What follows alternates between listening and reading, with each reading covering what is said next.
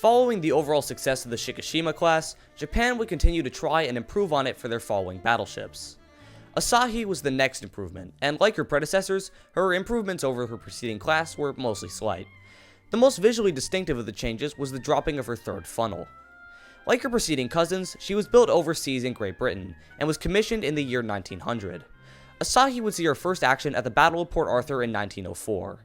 Despite not being hit, Asahi didn't accomplish much of anything in return, and was forced to withdraw along with the rest of the Japanese fleet.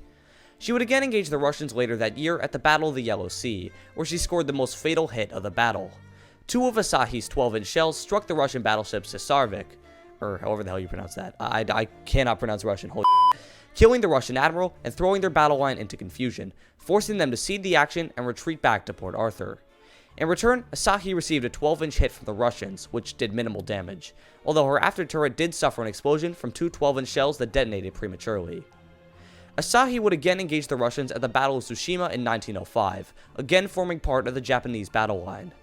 Asahi managed to get herself into a position during the battle where she was heavily engaged, being fired upon by the Russian battleships Borodino and Oryol for a large portion of the daylight action, although most of her return fire was concentrated on the Russian flagship Knyaz Suvorov.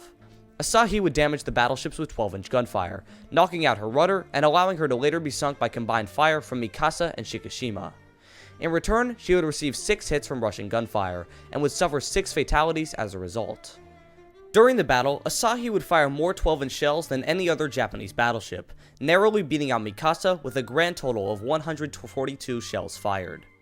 After the war, she continued to serve on frontline duty until 1923, at which point she was disarmed.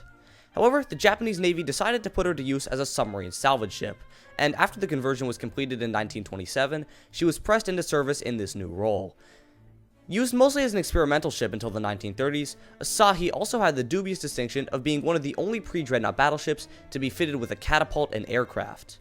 She was brought out of reserve in 1937 in order to take part in the Second Sino-Japanese War. During the conflict, she was put to use as a troop, transport, and repair ship, even managing to conduct an amphibious landing on one occasion.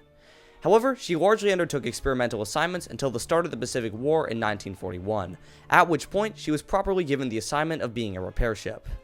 Having been one of the longest serving ships in the Japanese Navy at that point, the old battleship finally met her fate in 1942, when she was sunk by the submarine USS Salmon, going down with the loss of only 16 lives.